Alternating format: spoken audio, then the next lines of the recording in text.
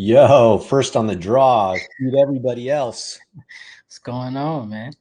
Good to see you, dude. Been flying by the seat of my pants today. Typical Monday. Yeah, man, it's all good.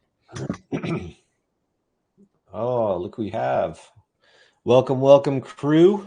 Man, Neil, you quick with it, ain't you, man? Good Yeah. to see you. Oh yeah, glad to be here. Nice. Awesome. Neil, good to meet you, man. Good to meet you too, Mike. Sorry, I'm like in this dark corner. It's super dark and rainy here. Same here, man. You're good. We can still see you. There you go. All right, Frederick, how are you, sir? Getting over here, but doing okay. All right. How are you? Good. Randy. Excellent. Brooke. Hey, bro. Good to have you here. I'm going to give it just a couple minutes, let people work their way in, and then we're going to get popping. I've got good information. Ben, Adele, good to see you both.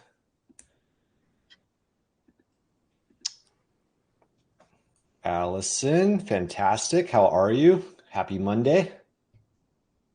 Allison looks like she has a very highly productive environment. Remember when we were talking about that on the last call? Or one last call? I think it was the last call, right? High production environments. That looks like a high production environment to me. Whiteboard, clean, simple. Nice. I love it. Love it. It's my outdoor office in my garden.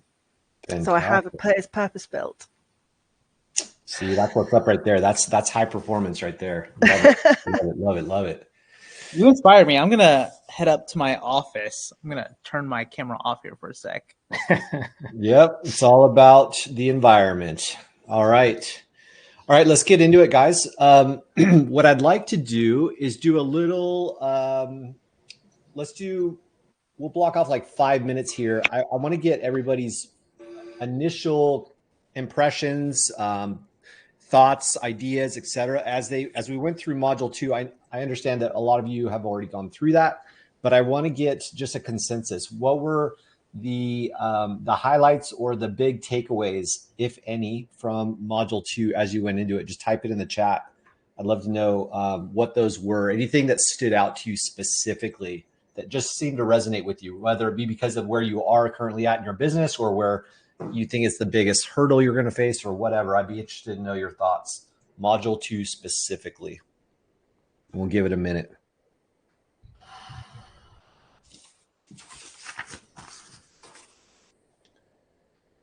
Randy says message clarity is still resonating. The reminder of human psychology and the ICP separation was a great insight for me, Ben. Nice. Seeing how I've been ignoring my strengths. Okay, Brooke. Yep. Who else? Everybody's got to participate. If you're on cohort calls, you have to participate. Is my microphone on? Yep. Go ahead and type it in the chat, Anthony. I want to get everybody's recording here in the chat. Revisiting my ICP in much more detail from a very different angle. Okay. Miguel says, yeah, the who, what, and how. Mapping out my ICPs was awesome. Nice.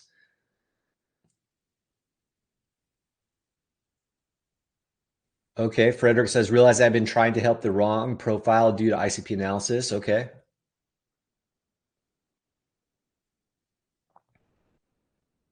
Yeah, Miguel, what's in it for them, right?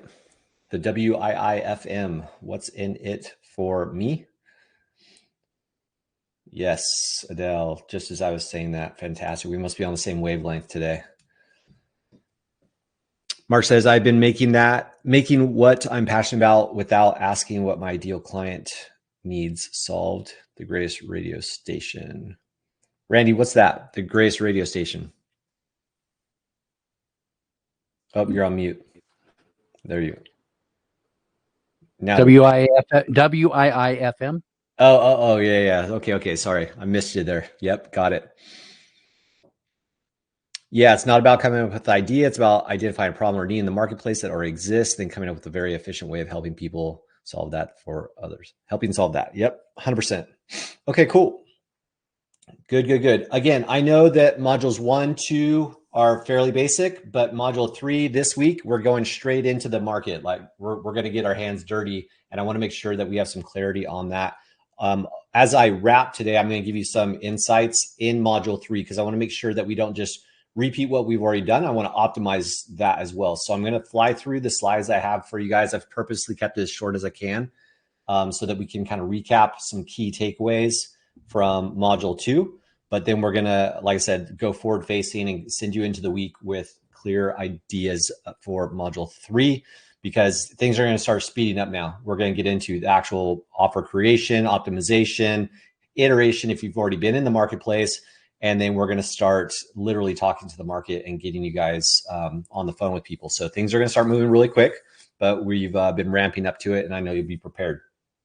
All right. Are you guys ready? Hit me with a yes in the chat so I know we're thumbs up. Make sure that we're all good.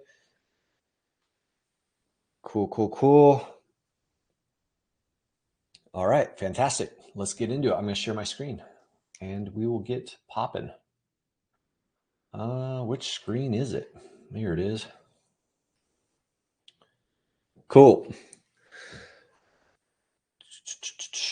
All right. So identifying your message and your niche is module 2, right? And the biggest thing I have for us here is don't overthink it.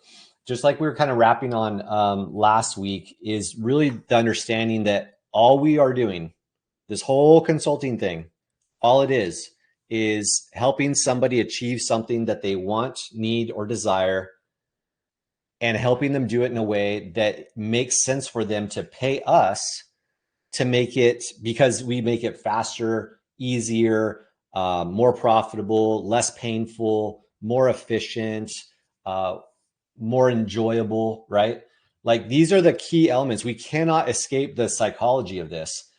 The specific end thing that we're doing, the widgets, if you will, the gears that are turning, we have to understand that there's just two states that people are trying to either get closer to or farther away from: pain or pleasure. That's it. That's all we're doing here is helping someone get what they want or get away from something they don't want. That's it. And the more pronounced or more aware they are of those things, or the more painful or pleasurable they associate those things to be, the more they'll pay for it. That's it.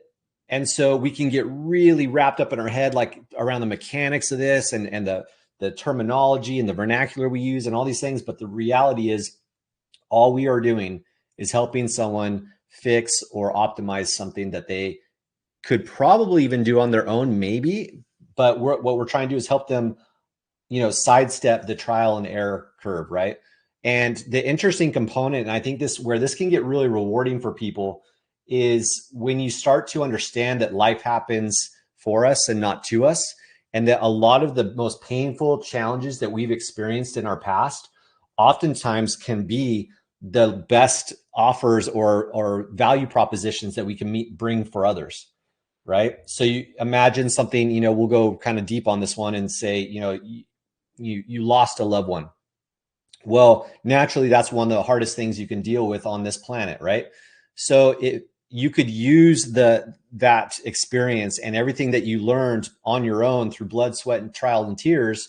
You could formulate a process to help people grieving to not necessarily remove the pain, but just to walk through it with them in a more efficient way or whatever, right? Now, obviously, that's a very specific thing, but I'm just really want to highlight the simplicity of this is that we're just helping people do what they know they want to do.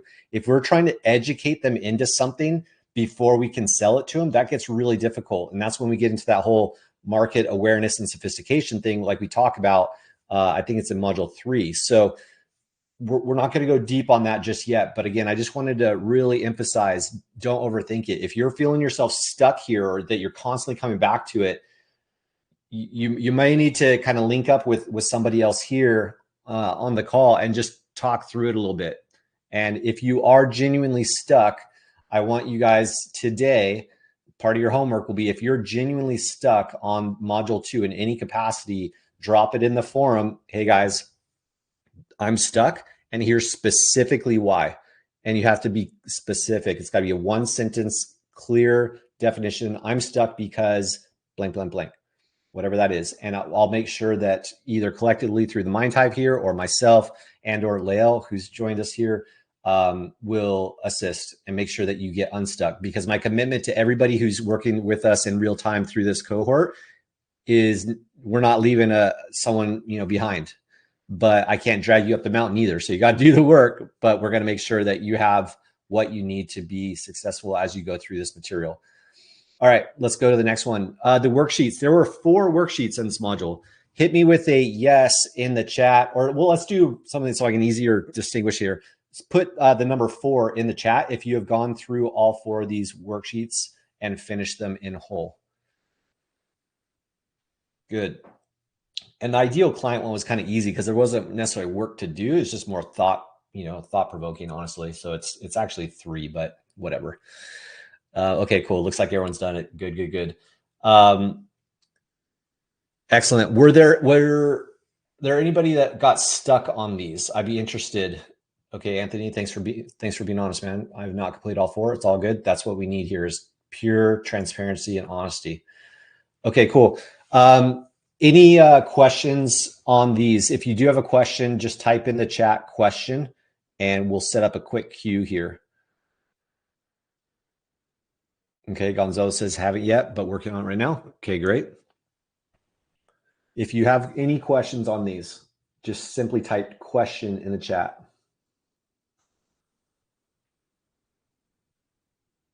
Okay, Destin, I was stuck on client demographics for a while. Okay.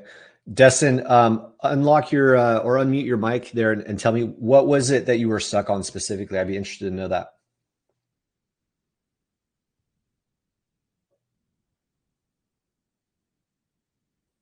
I can't hear you if you're talking. Getting feedback from the right people, because I feel I have a pretty good sense of clarity when it comes to the stuff that I'm going to offer and talk about, but were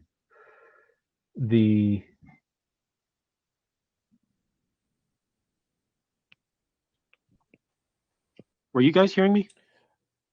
Yeah, maybe there's a delay because I was hearing you for a bit and then you stopped talking. So I think you're good. Okay, yeah. It my headphones gave me like a weird notification. Yeah, I was. It prompts us to get feedback from the from our ideal clients, and I don't have contact with any because the market awareness of this is so low. So okay, I don't know anyone who even is beginning to understand the stuff that I'm teaching on. Interesting. Okay. And are you still stuck or did you get unstuck? I got unstuck just enough by piecing together stuff across context from input by other people. Okay.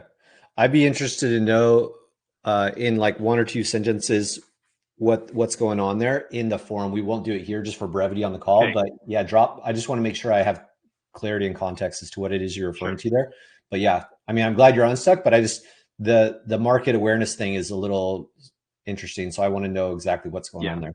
Yeah. But that, again, that is a topic we're going into real quickly here in mod 3. So all good.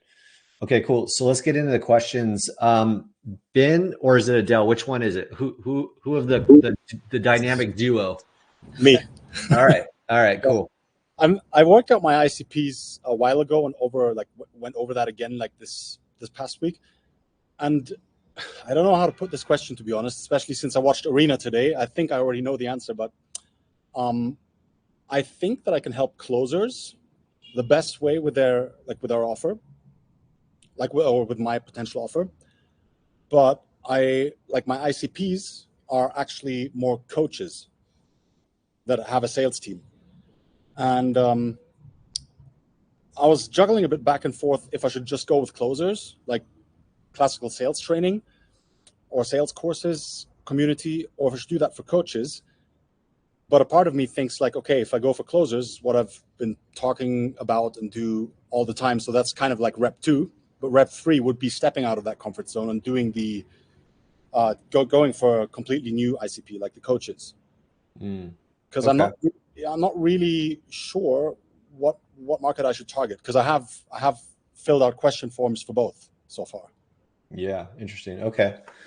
Yeah, it's interesting. It's really, really interesting how crazy that this spot gets for people is the message clarity and stuff. So, and this isn't unique. I just want to be clear with you guys. This has nothing to do with like this specific group, you guys as individuals or anything. I've been doing this for a long time. And like, I still remember years ago working with clients and there was the same thing. And I've been racking my brain constantly trying to think, how do I make this simpler? How do I do it? But the reality is a lot of it is just, you keep getting yourself back in the market. You keep, communicating with people, and eventually it starts to formulate. So I know that's not a sexy answer for you guys, but it is the reality that it's very much an iterative process, and you just got to keep hammering away. Like, I think I used that analogy last week about the piece of marble, and you just got to keep chiseling away at all the things you don't want it to be or that you don't like. A lot of times it's easier to get rid of those elements first. Like, well, it's definitely not this group, or it's definitely not that. As long as you can just keep chipping away at it, the picture starts to get clearer and clearer and clearer. But I do want to say it's not going to be found by us sitting by ourselves in our office, typing away or writing on worksheets. It will not happen there. It's going to happen by going and getting a client, working with them, and realizing, okay, yeah, that wasn't fun. I don't want to do that again. And then you'll go get another client and you work with them and you realize, well, that was better, but yeah, this part was hard. So I think I should do that, and it's going to be this constant reiteration of being in the market, though. It's not going to come from thinking it out in our own heads. So I just want to make sure that that's clear. For brevity here. All right. So I'm seeing a whole lot of text. Sorry, guys. I'm trying to where do we go, Leo? Okay. Powell, right? Powell's next. Yep. Go for it. Yeah. So, and what you said really resonates. Like, I know when I was a bit stuck, just having your encouragement is like, look, five messages, that's really small, right? And I started sending much more. I started tracking that in a spreadsheet. And I have like over 1,000 followers now on LinkedIn. It works. People are responding. They're signing up for calls. So I would say, even if it's just that, it definitely works. So thanks for the encouragement. Let's move to the client demographics, right? And he also asked me on my post, right? So we're making some progress, like what their problems are. Now I'll backtrack a bit because I think their biggest problem, and I've experienced that today as well, they're just too busy. I mean, and it's a paradox because, it's like they're too busy to make improvements, right? And typically what I tell them is like, great, this is one of the things I'm happy to help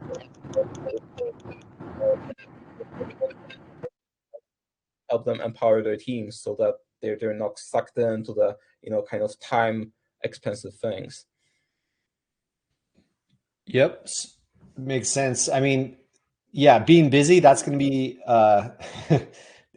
everybody's busy, right? So we have to have awareness of that, but also solutions on how to counter that, and that's going to come up in like sales. Once we get into the sales side of things, that's really where we're going to address that, because inevitably that will be a objection or point of friction in our offer and marketing that we'll want to get ahead of. And we can actually use that to our advantage. So Pal, to your point, like I work with, software engineers that are extremely busy or overworked, or, you know what I mean? You can start to like tie in the fact that they're busy. So they won't even have to tell you that they're busy because you've already addressed the fact that that's specifically who you work with, or that's specifically the challenge that you help overcome. So by them saying, oh, I'm just so busy, you're saying, I know, that's why we're talking. Awesome. Yeah, I'll see how I can weave that in. And I will add, like, there is something really interesting. Like, I'm getting much better response from like CTOs than software engineers.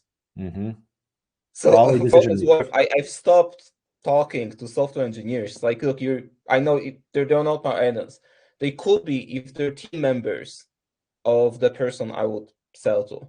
But paradoxically, they, it's really, really interesting given my experience. But yeah, it's very funny. good. I like it. And I want to highlight here, everybody, the work that Powell's putting in. You know, he's been in here for a while, like constantly like re-hitting it and doing the work. I'm really, really proud of what you've done, man, because you're open to you're coachable. So it's not like you're just stubbornly doing the same thing over and over again, expecting different result. You keep coming back and iterating your approach, you're coachable and applying it and coming back, and you're using data to monitor what's working, what's not. So really good stuff, man. And we're only going to get into that more here as we start to get into offer creation and some of these, you know, in the coming weeks. So that's really, really good. Okay, cool. For brevity here, let's move along. I want to hit some slides and then we'll get into more of a Q&A format here. I'm sorry, we have one more. Miguel, what's your question? In one sentence, what's your question? Hey, everyone. Hey, Mike.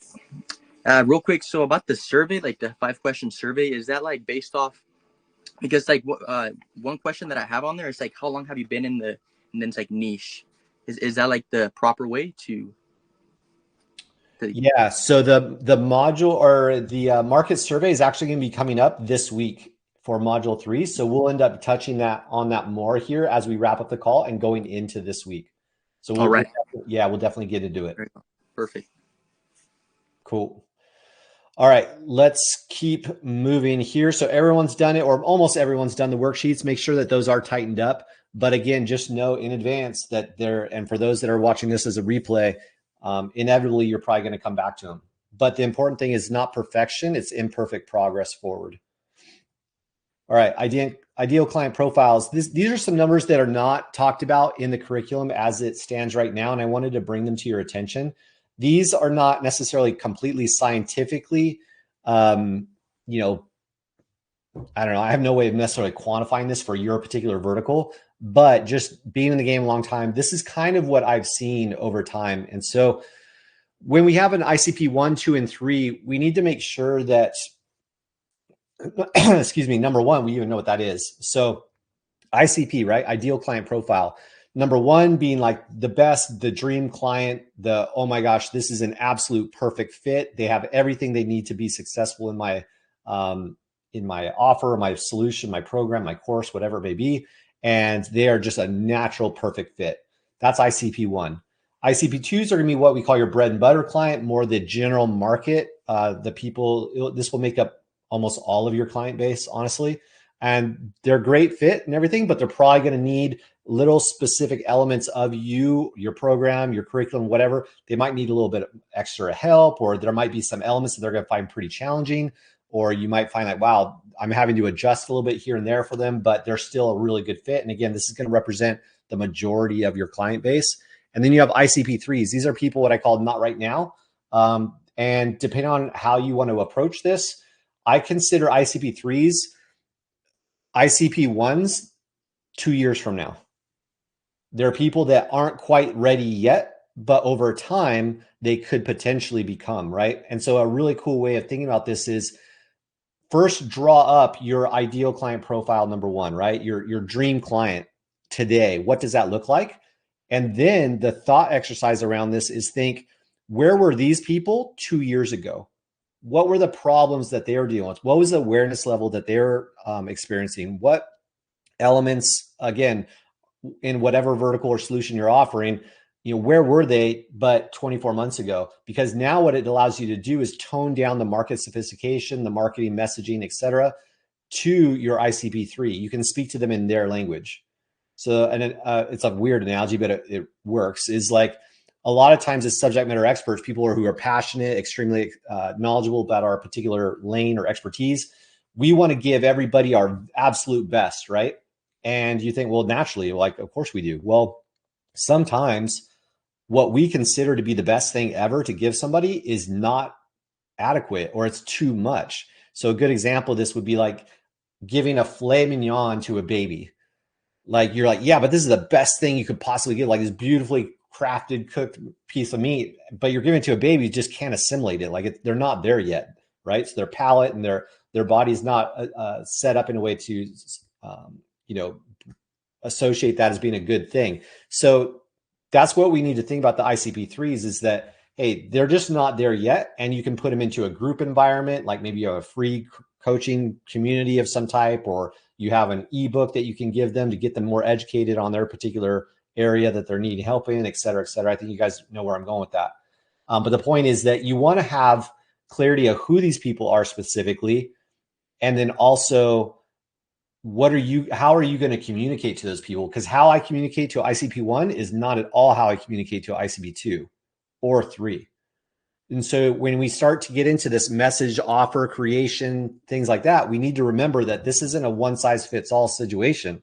When you talk to somebody, it might be a slightly different way of presenting your offer or addressing the need or desire in their particular instance, right? So I think I said it last week, and I'll tell the story until it doesn't help anymore. But when I was first starting my agency years and years ago, I would get on the phone with people and I would ask them enough questions to get clear on who they were, what they were trying to figure out, and how to do it. And I was like, well, that's awesome, because that's exactly what I do. And every person I was on the phone with is like, guess what? That's amazing, because that's exactly what I do. And I was just like, full broad market, whoever I could help. If I knew that they needed help on a website or a funnel, yep, that's what we do. Oh, you need help content creation and graphic design? Yep, that's what we do, right? I was all over the place, just grabbing for anything. But the benefit of that approach, although it's not the most ideal, is the fact that it allows you, number one, to get experience of what you like and what you don't like doing in the marketplace, and you're getting paid to learn. You're getting paid to what is it like to onboard a client? What is it like to communicate on a regular basis with a client? What's it like to go through the process of payment collection? All the little things of dealing with your business. You can't do that without just doing it, like going through the reps, right? So over time, you start realizing, well, I'm not going to start offering the world to everybody. I got to start narrowing it. And so inevitably, you guys have heard, you got to niche down and this and that. Well, yeah, that's the goal. But if you're just starting out, you have to be a little bit adaptable. And that's where understanding your ICPs 1, 2s, and 3s and knowing how to communicate effectively to those people can really, really help. It'll open up doors for you. Now, last piece on here, we'll move on. These numbers, again, is what I was referring to earlier. It's a little bit arbitrary. Is it exactly 1 to 5% of your total addressable market? I don't know. That's not, it's going to be different for every industry and vertical. But the point is that I just want to give you a semblance of kind of the ratio that you're very likely dealing with. So when you're on the phone with people coming up, you just have to understand that the reality, 1 to 5% of who you talk to, of all the hundreds of people you talk to, 1 to 5% are going to be that ICP1 ready to go, perfect fit, almost zero friction in getting them onboarded. They're like, yep, ready to go. Here's my money. Let's get started, right? A small percentage. The greater percentage will be 10 to 30% of your total addressable market. And then the even greatest representation of your market will be the not quite ready yet. And that could be a matter of days, weeks, months, even potentially years, like I was referring to earlier. So I want to set these numbers in your mind just to help frame expectation. And so you don't go into every single call thinking that you're surprised that not every single person is a perfect fit, right? All right. Don't confuse simple as less valuable. Message clarity is essential to marketing efficacy. We're going to be really quickly getting you out into the market. And a lot of times, again, if you are experienced, you're passionate, you have a lot of IP, intellectual property around whatever it is that you're bringing to the marketplace, you have to remember that's you, not your market. We have to remember that what we know to be true, what we believe, what we're passionate about has nothing to do with whoever it is that we're in front of or whoever it is that we're marketing to. We have to really be cognizant of there's a discrepancy between what we know because we're experts and live and breathe it every single day and the general audience that we're in front of. And so in almost all cases, simplicity will win because it allows you to make your message more malleable and it will resonate easier with people instead of triggering off question marks in people's heads. Does that make sense? Am I hitting home here? Just give me a yes or no in the chat so I know I'm with you guys. Cool. Simplicity is the ultimate form of sophistication, right? All right. Now, this is that little quiz. This is where we're going to get a little interactive. This is what I call the dinner with the in-laws quiz. And there's two reasons I like to do this. There's two different quizzes we're going to do right now. The dinner with the in-laws quiz is that inevitable question that you get when people say, oh, what do you do? Right? How do you answer that? I would love to know. Now, why do I say dinner with the in-laws quiz? Because these are people that you're just, they're just people. Like, they're in your life, they're in your social circle. They're people that you run into on a given day. They're very likely not people you're going to be marketing to, but I still feel it's really, really healthy to be able to answer that question. What do you do? Just when people ask you, because if you can't answer that in a way that even makes remote sense to just the general purpose or general person rather, we're off to a bad start, right? So in the chat, drop down, what do you do? If someone just random, you're at Thanksgiving dinner or a birthday dinner or whatever, and someone just asks you, what do you do? I want you to enter in the chat, what do you do? Mark says, I mentor young professionals towards interpersonal skills, professional competencies, and emotional and relational intelligence. Wow. Okay. Yes, too many words. For this one, it is. Absolutely, Mark. But that's okay. We got to start somewhere. It's good. Ben, I help online coaches hit peak sales performance with my PSP method. Okay. Still pretty specific for an in-law, because what's the thing that happens when someone hears PSP method? Oh, what's that? What is that? Which is fine, but it takes some explaining. I'm going to show you guys what I mean here in a minute. I help legal professionals to generate 5 to 10 new clients every 90 days. That's cool. I like that, Randy. That's very simple. Gonzalo, I help high achieving professionals get their ideal job without sending one single application. Wow. Okay. I help tech leaders establish a winning culture. Okay. I help consultants stay connected to their purpose with systems and automation. All right. Frederick, I help overworked and overwhelmed moms use systems to get their time back. Okay. Judith, I help women entrepreneurs to sell more and grow their businesses. I like that. Very straightforward. I understand it. It doesn't cause me to ask, well, what's that? And, really good. Again, simplicity, right? I help business owners build trust with their audience and their team so they can retain both and make more money. Okay. I help creative music leaders in church avoid burnout by building healthy teams. We help mental health therapists make more money while working less one-on-one hours. I like that. I help software engineers get proficient with AWS Cloud. Nice. Good. I help professional coaches grow sustainability through 1 to 2 many group programs. I help men and women who are lost empower themselves to take ownership of their mind and their life to create a fulfilling future by becoming their best version and make meaningful changes. Nice. I help high performance people develop a better relationship to God and feel more alive through a clear foundation of deep psychology. Wow. Fantastic. All right. Here's the thing. Some of you guys nailed it with the dinner-in-law concept, and some of you guys have the next one, which I'm going to show you, pretty locked in. So let me get through this. And I think this is going to help kind of give you guys some more context, because I didn't really expand on this in the curriculum. And I think that this is a great exercise. So dinner-in-law, right? Dinner with the in-laws, rather. It's just someone asks you, hey, what do? You want to have the answer. And it's important to be able to even conceptualize that. Now, what's the next one? This is the networking event. What do you do? Now, what's the distinction there? You're at a networking event. You're at in an environment, rather, that is way more likely that you are talking to somebody that is a potential prospect or potentially knows people that could be, right? Like, now you're in an environment where you're probably going to be able to increase the vocabulary and start to speak a little bit more to a more solution aware or problem aware person, right? And so therefore you switch up the language a little bit. You start to get a little bit more specific, right? And that way you can tighten these up. And again, just by doing this alone, it's forcing your brain to distill all this complexity of everything you can possibly do for people and deliver it in the most simple of terms.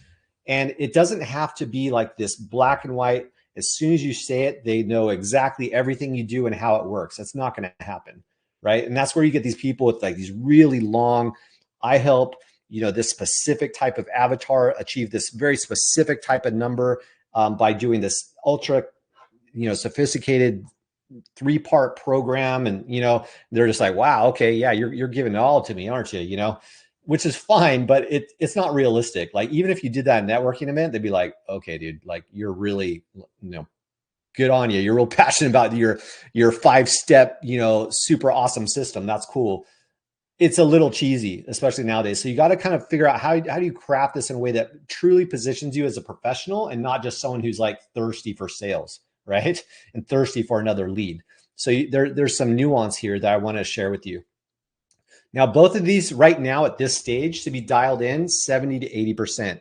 I'm pushing you on that. It's a little aggressive, but that would be the ideal state right now, is to have these 70 to 80% dialed in, because we're going to get the rest dialed in when we actually get into the market and prove it. That's why it's not 100% dialed in right now. And if you think it's 100% dialed in, you're wrong, because you need to actually get the market to confirm that fact by giving you money for it. So until you actually have people giving you money for it on a repeated basis, it's not a dialed in offer proposition, or at least a service proposition that you have in the marketplace just yet. Okay. Now, some signs that they are not dialed in yet. When people ask you those, what do? You ums and ahs in between, watch out for that. Complex or long.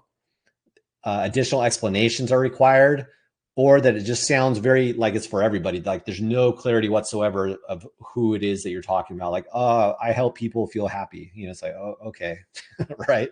So again, there's two sides of that spectrum. I think everybody here is sharp enough to understand that. What I also did is I included 2 examples from my past here to try to help clear this up even more.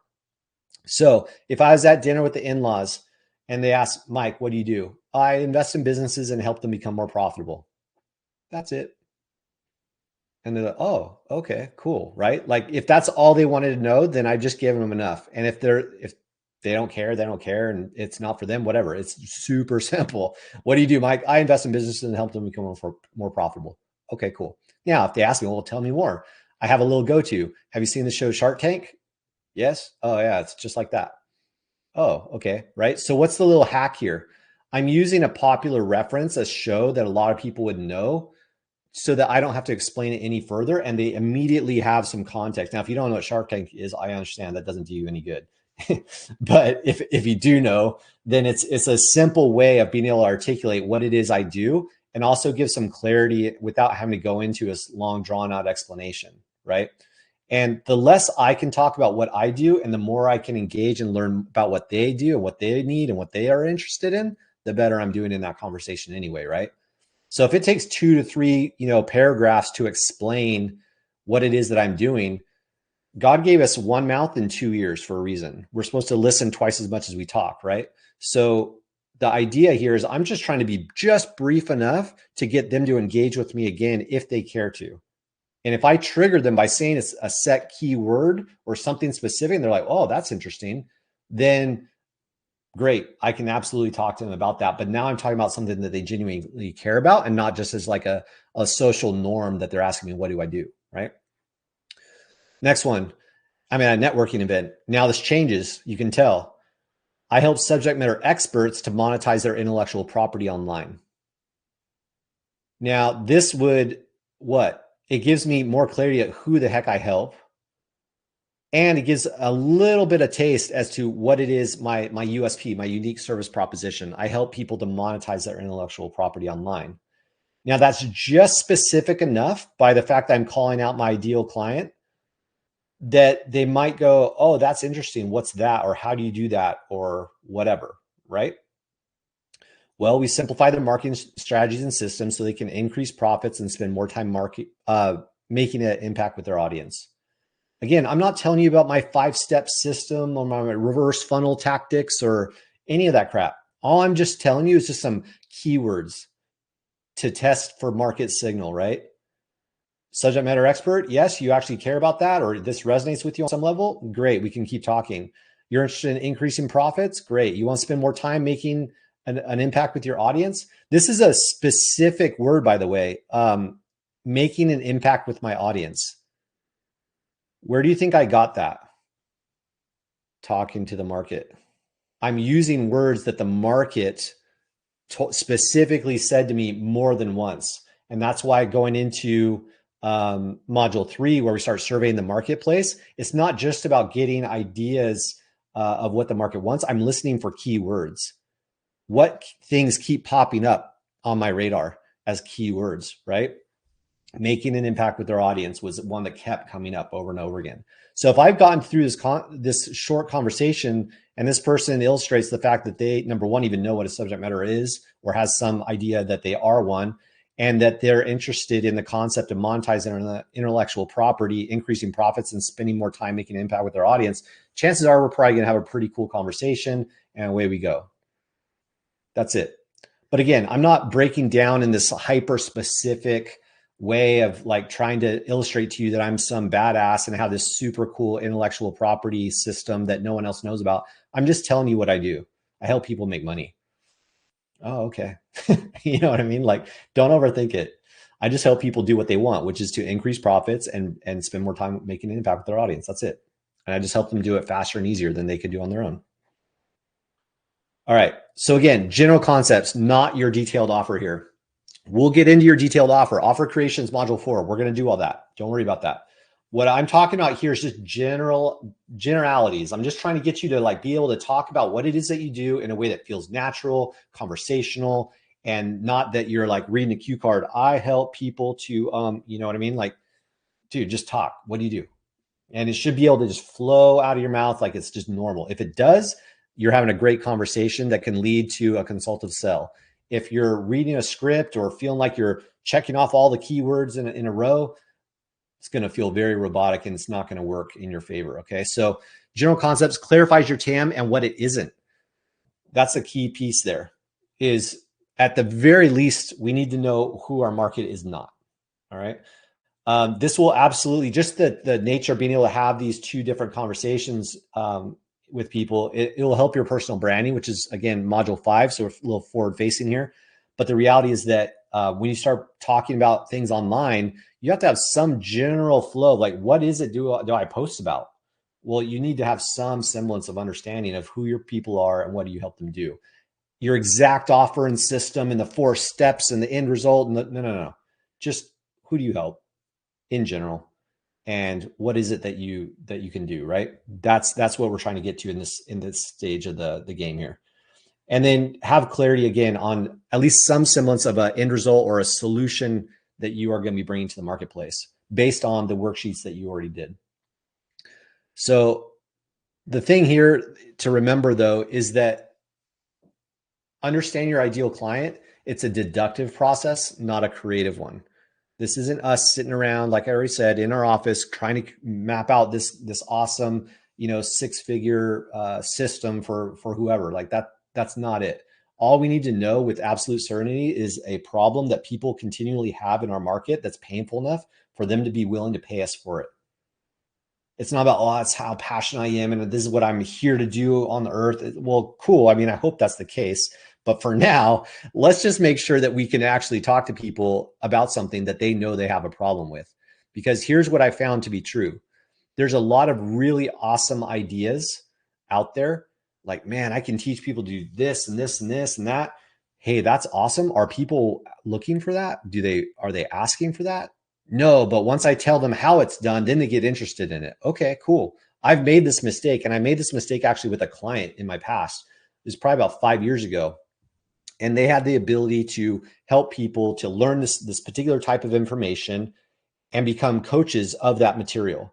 And then we taught them how to go and become like paid in the marketplace, knowing this intellectual property that we had taught them. Pretty cool, right? Except for the fact that we had to first educate them on the ability that they could even do that in the first place. So it's this weird biz op scenario where I had to like explain to them in advance that they could learn this material. And then once they learn the material, then we could teach them how to teach it to others. And right, you can just see like these multiple hoops that they're having to jump through instead of just going out and solving a problem that they already knew existed in the first place. So that's where we're going to get into module 3 here in surveying the market, is making sure that are we communicating in a way that they're prepared to accept it? Like they're going, oh my God, that's exactly what I'm dealing with right now. All right. Hit me with a yes or a no if you feel like we're on track here. You understand what it is that we're done. This is my last slide. If you're confused about something, let me know. Yes, yes, yes. Okay, cool. Looks like we're getting a lot of the yeses. All right, great. Perfect. Who feels 100% confident that they have both of these on lock? Anybody? Dustin, is that say I? Like as in you do? Almost. Mine need more work. Almost. Yes. Okay. Dustin says yes. Excellent. I don't. Close. Work in progress. Need some work. Cool. Need more work. Yep. Now, this is the interesting component is that when you start a really good way to help refine these concepts, these very generalized concepts of what it is that you even do, a really good way to do it is to write posts on social and talk about the pain or the need or the want or the desire or the solution that it is that you are aspiring to bring to the marketplace. Force yourself to write a paragraph or two in length of posts on Facebook, LinkedIn, Instagram, wherever, and force yourself to write. And it will distill clarity in thinking, and it will force you to figure out, how is this sounding? How does it look? Because what I don't want is for it just to be bouncing around between your ears, because you're not going to get there. It's just going to be like looping over and over and over again. Force yourself to start putting out this messaging into the marketplace. Now, again, module 5, we're going to get into full on marketing, but I want you to actually start writing about this every single day, starting today. Every day you need to post something in your market about what it is that you do, and force yourself to talk about it and type it out. And the cool part is this is just starting to get that finger touch feel on the market, which is exactly what we're doing next in module 3, is to survey the market, get clear on what resonates, right? Because if people start commenting, liking, responding to what it is that you're talking about, what does that tell us?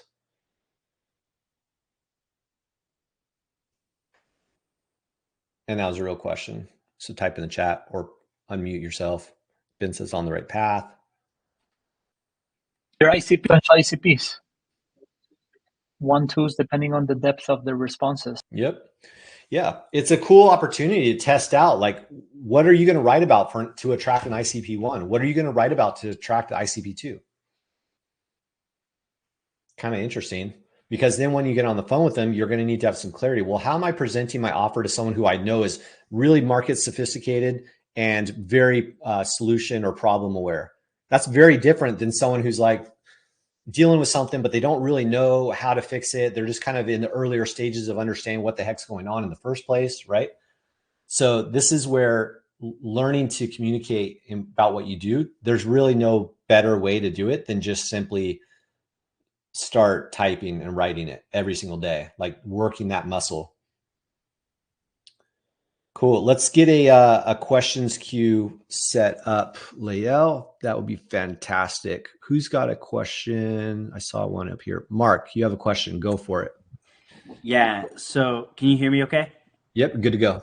So my Facebook profile is full of friends, family, and honestly, people in entrepreneurship and marketing, because I've been through the gamut of gurus and ideas and networks. And so the problem becomes, I can post about what I'm trying to do, but my TAM is not in my profile.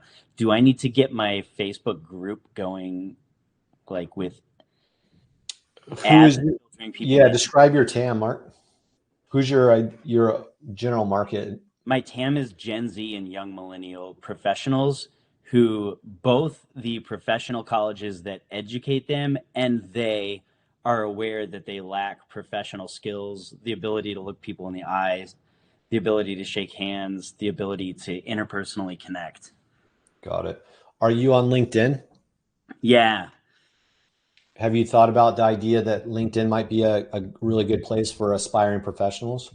Yeah. Oh, for sure. I think it's actually better than Facebook, especially with Gen Z is by and large abandoned Facebook because we're all old over there, you know.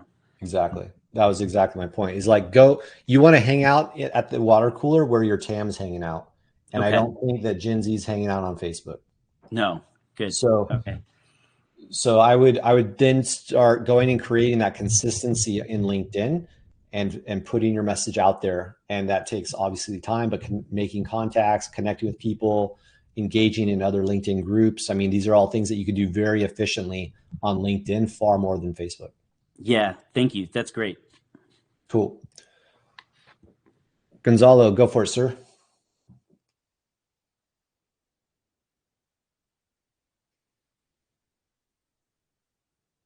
You're muted, Gonzalo. Yeah. Looks like my froze.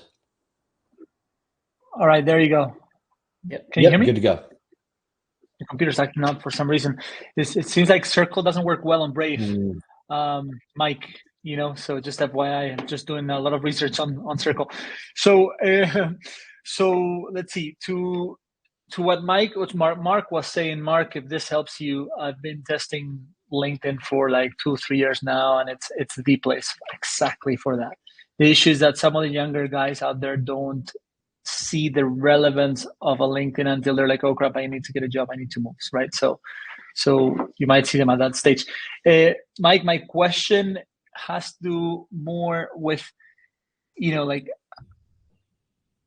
how to know when you're actually targeting the right ICP, you know, when you actually get into the phone calls. Because I feel like I'm wasting a lot of time in my phone calls. Like I get a lot of strategy calls set up, but probably not the right ones. And the sort of like 1-2 part, like so 2 parts to this question. I reached out on the week, and the reason I'm a bit delayed, I already did the avatar exercise back in CK. Not to say that, you know, I'm not doing it again. Of course, it's always a great exercise to go back to basics. But what I have actually done is I recently had this girl who's 33, VP of Finance, super, just a beautiful client. And I'm sitting down with her to literally fill out an ICP sheet together next week's Tuesday. Is there any reason why you would recommend against that? I want to make sure I understand the question. So you're sitting with a client and you're going to have her fill out the ICP worksheet? Not fill it out like her fill it out, like fill it out together. Oh, I see. Okay. So apart from the one I'm doing. Okay. And what's the objective in doing it? What's the end result you're hoping to achieve? Right. So these questions about what books they read, I have no idea, man. They're like really weird people. Like one of them, like my ICP tends to be an immigrant. So she's Russian. She might have read something totally different to my other Kenyan ICP, who's an expat in the Netherlands. You know what I mean?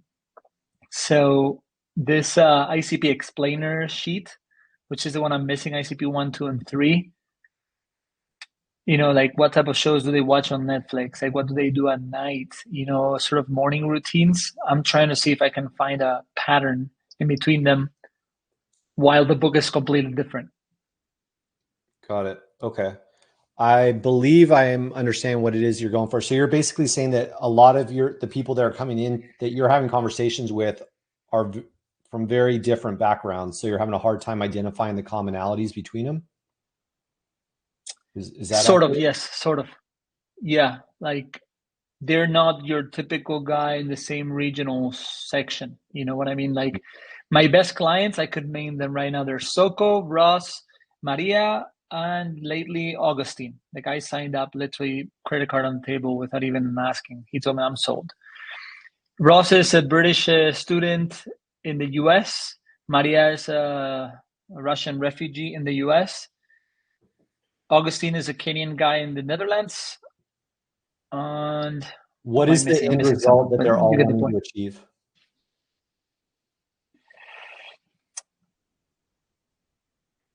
So typically it has to do with their, I'm lying here to myself. I was going to say their visa and staying in the US, but the reality is that some of them are not even in the US.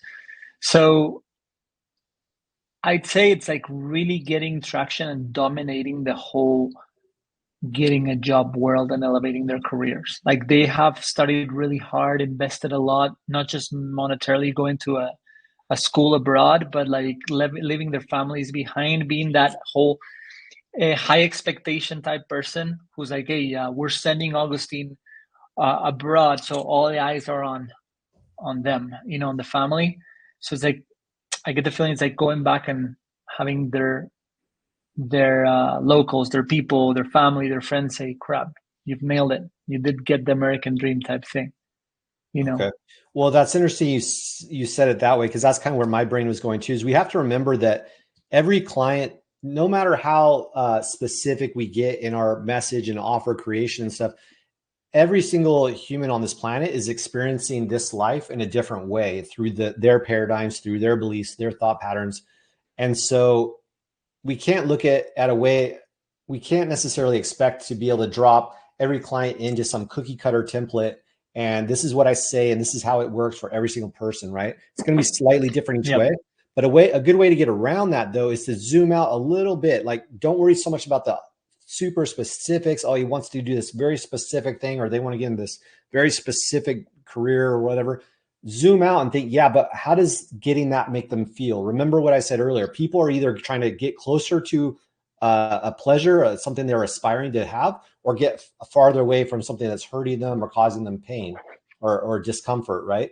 So when you can zoom out a little bit and go, well, what is the general thing they're wanting to achieve? Well, they want to get closer to that American dream, or they want to feel like they're in control of their career, the destiny of their career. You know what I mean? Like, you could go a little bit more general, and now you're starting to find some like commonalities there, right? Like, yeah, they're all going to be very different things, but if you zoom out a little bit, what are they really just trying to do or feel? Oh, they want to have a sense of control and like that the trajectory of their career is on track or something, right? So I'm just trying to think, like, maybe you can go a little bit more conceptual, a little bit more broad. It might be easier to like. I'm going a bit gnarly at this, I guess. That's what the feeling I'm getting. I'm getting too intense about it, probably. Yeah, I think so. And ultimately, again, you just have to ask yourself, what does this person ultimately want? Like, in just a broad, basic sense, what are they really? Well, I want this specific thing, and but what are you trying to go for? What's the feeling you're trying to get? It's an emotion. Everything we do, every decision we make is first emotionally driven and then logically backed. Really important to understand. We're emotional creatures. We make decisions emotionally, and then we back it up with logic to support that emotional decision. So if we understand what's the emotion that is driving them forward, for that person to go, I'm sold, here's my credit card. What was that emotion that he was wanting to buy? Essentially, we're all just trying to buy an emotion. Well, I want this baller house and a red Lambo on the driveway. Cool. But I'm actually buying the feeling of those things. It's not the house and the Lambo I'm actually buying. I'm actually buying the emotion that comes with it. That's truly what I'm buying. I'll give you an example. Like, I noticed that 4 weeks into the program, Maria started having in the background sort of like, I'd say, like, fights with her boyfriend. I think she wasn't telling me directly, but a couple one-on-ones, because I felt like the boyfriend or her or both didn't expect her getting like a controller interview at a subsidiary of Air France KLM that fast. So I'm sure that moved a couple things in the background. So that brings me, I get the feeling that and I love speaking about this. I think this is a hell of an exercise, because it's when you start really touching people's like chords and nerves, man. Like, and it makes people cry. I mean, for those of you that are starting, I've had so many people cry. It's like, dude, you get me, like, with a tear in the eye. I have another client, a Japanese guy, same thing. So I feel like with her and these guys, the overarching zoom out principle that you're talking about is have their people's respect, man. Have those around them respect them at their level of respect necessary. Like, whether it's my mom and dad, like, shutting their mouths a little bit in a positive way, that brother or sister, just like shove them back and say, hey, dude, like, I'm not just the little one anymore. Friends that stayed at home, showing them like, you see, this is why I moved to the US when you were asking me, what the hell are you going to go look for in the US? And it does help because I was one of those.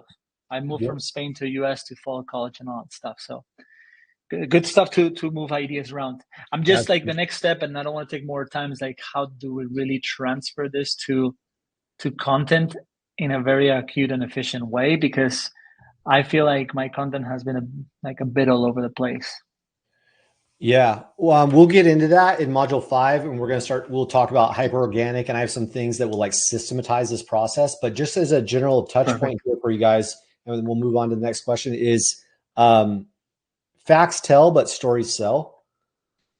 I'd really highly encourage you guys, if you haven't already, to do a little bit of research, allocate, as you should, some study time every single day, or at least definitely every single week. Have some study time blocks. Make 1 or 2 of those study time blocks storytelling. Watch some YouTube videos on it, pick up a book, whatever it is. Like I'm telling you, if you can talk in terms of stories, you're going to resonate with people. And those stories are what it allows people to follow even what's going on in the first place, but then they're also able to identify themselves in stories. That's why Jesus spoke through parables all the time, because it would transfer across cultures, it would transfer across time, right? Like stories are what human history is made of, and we're genetically wired to, follow stories. So I would definitely do it. When you have a great conversation with somebody, turn it into a post that you write about and just see what happens. If you have this really obviously, be respectful of people's privacy. So change a few of the details when needed or whatnot, but write about it and see what happens in your audience's engagement and reaction to what it is that's going on. Yeah. Last thing to what you said, Mike, I just made a post on the chat about a post I made today on LinkedIn, which was like really left field. I used to really love salsa dancing and be pretty good at it, but I never brought it up in my investment banking arena. I kept it away from everybody, but it really helped, like from a personal touch point, and it's killing it. It has like I don't know, 60 likes, reposts, and everything. Isn't that funny how that works? Check it out there, guys. Yeah. It's insane. That's the thing, is when you just go human, that's what I was really trying to expand on with these two quizzes today about what do you do? Like, be human. Don't be like this, I help so-and-so to do this by this system, blah, blah, blah. Like, no one talks like that. Just talk. Like, what do you do? I help people, become more profitable. And blah, blah, blah, blah, whatever. Like, just talk. You know what I mean? Like, and in doing so, you're instantly going to make yourself so much more credible. And that credibility is what creates that confidence. And that confidence is what business is, relationships are built upon. So it's very simple, and it can seem kind of like, well, Mike, like this is really basic stuff. Why are we even spending time on this? But I'm telling you, like, if you can position yourself effectively this way in the marketplace, it's going to feel more authentic, and that authenticity is going to resonate, and you're going to be able to talk about the market and drop a post like Gonzalo did about a hobby that you do. And then you could figure out cool ways like tying it into business. And there's just fun things to do with it. They'll feel more natural to you. So, cool. We got time. So let's hit, Anthony, you are up. Yo. All right. Yeah, I wrote down my question too. I'm still having a hard time determining which direction to go in terms of an ideal client to serve, like ICP1, ICP2. And really like how to best serve them. Now, like where it comes from is like after I had left traffic and funnels, that next year, I had personally enrolled 25 different types of clients, 25 clients, some of whom were in various industries, circumstances, looking for help with different things. So that confused me. And this past year, having just like focused on fractional sales management, there was some components about that I did like working with closers and training them. But then there were other things that as a fractional manager, I needed to do because the team needed, such as like building a setting process that allowed the business owner to even decrease churn rate and not have setters do setting through the business owner's profile. So anyways, like there were things that I liked about it and didn't. And yeah, I need help. Okay. Let's synthesize that down a little bit. You need help with what specifically? Clarifying the appropriate ICP. Okay. And when you say appropriate ICP, are you talking about identifying the specific needs in the marketplace that you want to address? Yeah, it's a better way to put it. Okay. I would brainstorm and try to create a list of no less than 10 of the most painful problems that you know how to solve. And when I say painful, I mean costly in time, money, and energy. Write out those 10, and those can be your prompts as to what it is that you're going to write about. Force yourself to write a post on at least once or twice of each of those. Some of them are naturally going to become less authentic feeling, like you'll be like, oh yeah, this just doesn't excite me, or this just doesn't resonate at all. But I think some others are going to stand out, and those ones that stand out are then what you use to convey your USP, your unique service proposition to the marketplace. But again, just like you already said earlier, when you're with TNF, you talk to 25 different people that had 25 different problems. That's the market. Is like everyone's got all these different problems. So it's, even if you identify this beautifully curated, crafted message of what your ideal client profile is, doesn't matter, dude. Like that's probably represents a 0.0 some% of the market, that particular specific person, right? So whatever it is that you're crafting is just a way of distilling in some of your thinking and what it is that you want to focus. But inevitably, when we get out in the market and just start talking, some are going to say they need this, others are going to say that, this and that. And just like I was mentioning in my experience in the past, was start broad. Hey, you need help with that? I know how to help. I know how to solve that. Oh, you're working on that problem? Oh, been there, dude. I know how to do that. And that's what I was saying. Some of the biggest things that you dealt with in the past, the biggest challenges, the most pain in the ass elements of business or sales or whatever that you experienced in TNF, like that happened for you, not to you. So inevitably those big problems, those things that were like really challenging to you are very likely being experienced by others. And you can be like, oh, been there, done that. I think though, that's what's led to my confusion is like post TNF, after enrolling 486 clients and collecting 7 million cash for the company, clearing close to 1 million in commissions, was like, I had left and started storytelling, and people started asking questions about my divorce. So started sharing on that and picked up a few clients who too were going through a divorce or a breakup and didn't know how to move beyond that. And I worked with them. There were like 6 different guys, and that was a lot of fun. Whereas simultaneously, people were like, salespeople, yo, I know you made like $350 a year in comms and I'm not doing that. How'd you do that? Or an owner was like, yo, can you help me with my sales? Or can you help me with increasing my sales team's performance? So it's like, I literally said yes to like 7 different big problems. Mm-hmm. And so I've got a bunch of different trainings on my computer across different things. And I'm like, yeah, I'm in a good position for this problem because I feel like I do have choice. I just don't want to repeat last year, which, openly and honestly, I didn't like what I was doing. Yeah. I hated it. Well, I mean, yeah, that is the crux, right? For anybody who's really intelligent, the more stuck you get in this part, it probably represents a level of intelligence in the positive sense, meaning like you probably just know a lot, like about a lot of different things, and that can present a problem. And that's something I spoke about on the launch kit call on Thursday too, is you have to know what you stand for as a company, as an organization, because as you become more successful, more opportunities are brought to you. And you have to actually say no to a lot of really good opportunities. And that's really hard, especially when you're first starting out, you're lean and scrappy, you're just saying yes to everything just because you're in survival mode. But once you actually start to hit stride, you start making money, then all of a sudden you're saying no to things that you're, man, I could make a lot of money there. Or, man, I could do a really cool thing over there. And you have to say no to it. And that feels really weird to do. And scarcity and all kinds of things start coming up, boiling up from your subconscious that you weren't even aware were there in the first place. All that to say, inevitably you can't climb 2 mountains at once.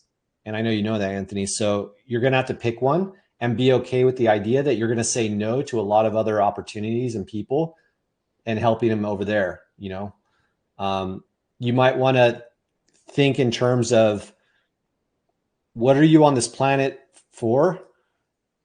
And one of the little miniature hack to figure that one out is, what are you just genuinely passionate about talking about? What could you spend a whole lot of time talking about? And like, you realize, oh my God, it's been like 2 hours. I'm still talking about this. That's good. Whenever you're doing something and you lose time, like you lose track of time, you need to pay attention to whatever that is.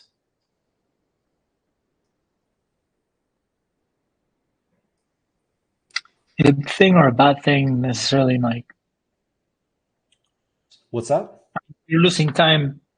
Is that a necessarily a bad thing all the time? Because I mean, obviously you're losing time, losing concentration. Yeah.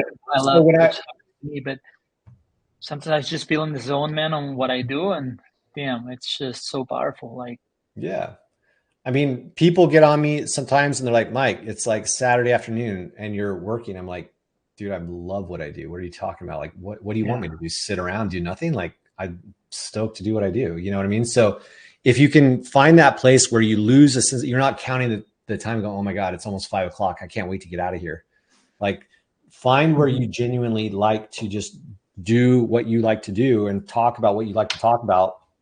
There's a signal there. Now, do you make your entire career about that? I don't know. Like, if you love, chewing bubble gum, well, I don't know that you can, make a career out of that. Maybe you could. I have no idea. But the point is that, there's obviously some emotional intelligence involved, but there is something to be said for, if you're just genuinely enthralled about something, it's pretty good to know like what that is.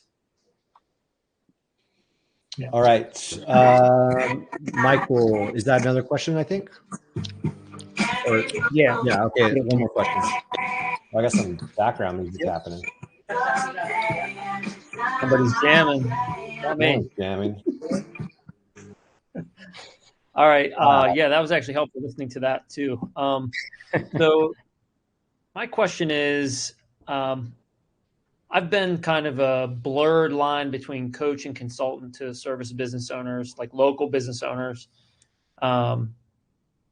And I actually named my company Zoom Out. I've heard you say the word Zoom Out several times just because that's what I do. I help people see the big picture.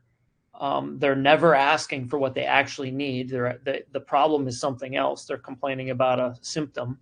And so they're not asking for what I end up delivering and what they end up paying me for. And, it just happens that people end up paying me, but I've never really tried to market to a mass audience like this and pick, okay, here's the thing I'm doing for you, because it almost doesn't sound like it makes sense. And I feel like if you ask my current clients, like, what do I do? They just like me, that because I'm helpful. Like, there's no one thing that they would say, he's awesome at this, other than they trust me. They feel like I care about their business as much as they do. Those are my greatest compliments. So like, those are my strengths. Where am I going wrong? I'm having trouble doing for myself what I seem to be good at doing for other people. So. Yeah. Well, that's common. I think this is a good case. And so you're actively getting paid by clients to do what it is you're doing right now, correct? Yeah. I've had clients on retainer for over 5 years. Okay. So this is a good example of generalist shifting into specialist, right? When we're first starting out, be a generalist, man. Just go get some money coming in, like figure it out, get people to pay you for your help. And then over time, you're going to go through enough reps where you realize, oh, I like to do that. I don't like to do that. Like I was explaining earlier. Yeah. But after a while, you're like, okay, well, I'm done being a general practitioner. I now want to shift over into being a brain surgeon because I can work 3 times less and make 10 times more, right? That's where we start to go, right, and that narrow it in. But if we're at that stage, if we're marketing to everybody, we're marketing to no one. You're just a general practitioner, dude. I'm not going to pay you what I'm going to pay my brain surgeon because You help everybody do everything. Good for you. But if I have something wrong in my brain, I'm not coming to you, dude. I'm coming to a guy that lives, breathes, and sleeps brain surgery for this specific type of tumor or whatever, right? Right. And I'm going to pay him a hell of a lot more than I'd ever pay you. Mm-hmm. Right. Yep. And so that's where you're at now. You can see this evolution starting to happen. And so again, you're going to have to be willing to say, can I help all these people? Great. But just because you can doesn't mean you necessarily should. Now you can keep all those clients, but it might be time to start to offer an ascension or an additional specialty, or bring something to the forefront in your business that starts to narrow the focus. Like, of all the people that you've served, ultimately there must be a specific outcome or result, solution, et cetera, that you've helped them achieve that have been more valuable, more impactful than some of the other things that you've done. So I would lean in on that. Like, what is that? So give me, let's get a little tactical here. Give me one or two clients that you've helped in general. Just again, your general practitioner, what is it that you've done? They like you, good, but why? Right. Well, the thing that I've picked out that is a similar kind of a pattern, a through line, is a way that I have of working with them that I help shift their perspective to see the bigger picture. And that usually comes in the form of visually mapping out their customer journey and illustrating the emotional depth of each one of those touch points along the customer journey, from before the time people meet them until after they sell and after they purchase. And that seems to be that's the thing I love talking about most. I could talk about all day. That's the anchor of my services, because that is how I actually identify where the problems are for them. And that is what I feel like I want to package up and sell. So does that answer your question? It does. Yeah. It sounds like you're a little farther on than what you necessarily articulated earlier. So there's a specific piece of what it is that your intellectual property that you know how to help people with. And now what's important is that we're going to take that and we're going to package it. Mm-hmm. So you're pretty far along. This is where you can actually start to really accelerate into the offer creation phase. So once we get into module 4, I think you're going to be able to like really articulate in pretty high definition detail what it is that you want to bring to the market, because you do have 5+ years, it sounds like, of experience as a generalist. Mm-hmm. Now you can start to like craft a flagship offer, higher ticket, and the beauty is higher ticket, but lower volume too. It's kind of nice. So you get paid more to work with less people. And most importantly, you're solving a more painful, articulate, or specific problem or something in their business. If you can start to position on that, people will pay you a whole lot more than just be, I can help you, I think that's the part I'm having trouble with. Because I don't know what problem they would say they have, other than I want to grow my business, or I'm frustrated with my marketing. Okay. Perfect segue into what we need to talk about next as we wrap up this call, which is module 3, survey the marketplace. So what you need to do is, what questions could you ask your TAM, total addressable market, to get clarity on that? Hey, look, I help people, grow their businesses, but what things are holding you back from growing your businesses? What are the problems you're experiencing as a business owner? What are the things that are holding you back? And make it multiple choice so that they have to choose between them, or checkbox, of the 10 options below, select 3 of the most painful or most difficult challenges you're experiencing in your business today that's keeping you back from realizing your goals or whatever. Like, you know what I mean? Like, start creating questions. Higher quality questions begets higher quality data back. So if you can get articulate, what would you need to know so that you can understand like what it is that your clients are looking for? Ask those questions and get out there and even talk. You have the benefit of having pre-established clients, so you can circle up with them and be like, hey, Bob, let me ask you something, man. You got 2 seconds? Yeah, great. I have 3 questions for you. We'll go real quick.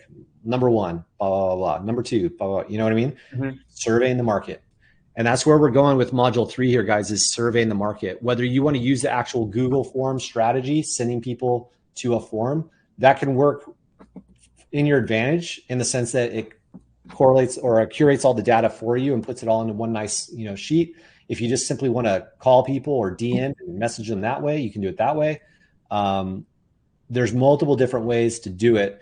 One strategy I want to leave you with here that's not necessarily really brought up in the curriculum, though, is if you do want to use the form, like the survey approach, is you have to remember, like, what's in it for me, right? That's what's stamped across everybody's foreheads.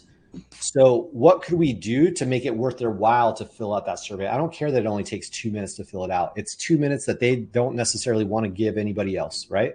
So what could we do in exchange for that?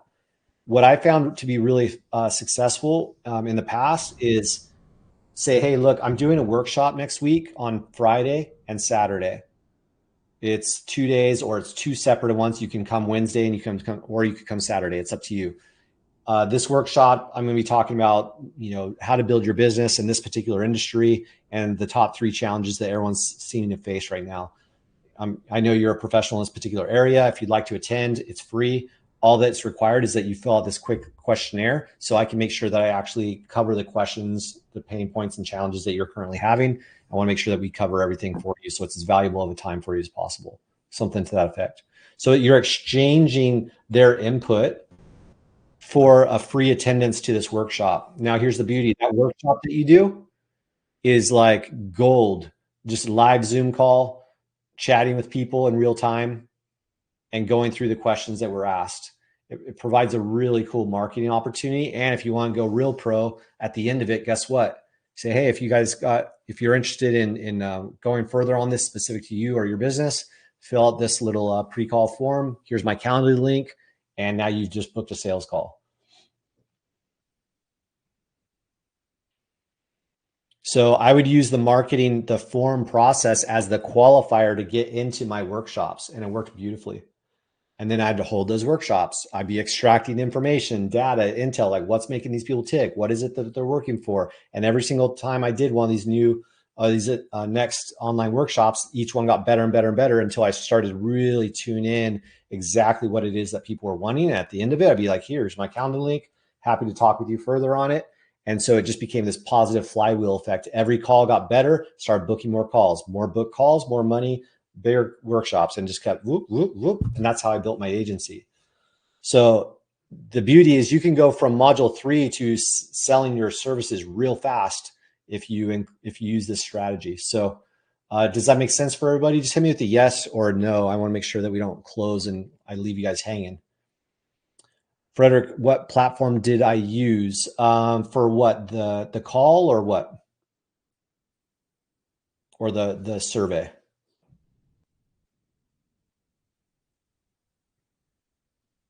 Are you there? You're still on mute, buddy.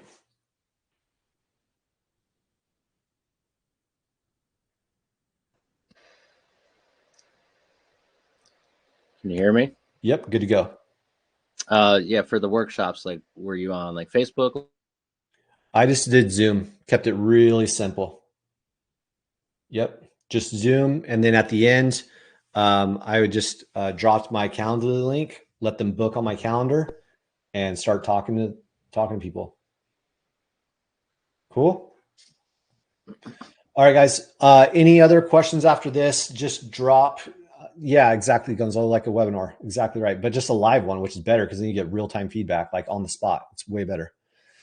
All right, cool. So let's get into module 3, surveying the market. If you have any questions about it, drop it into the forum there so we know what questions you got. I'm happy to help you further, and we'll get going. All right. All right. See you guys.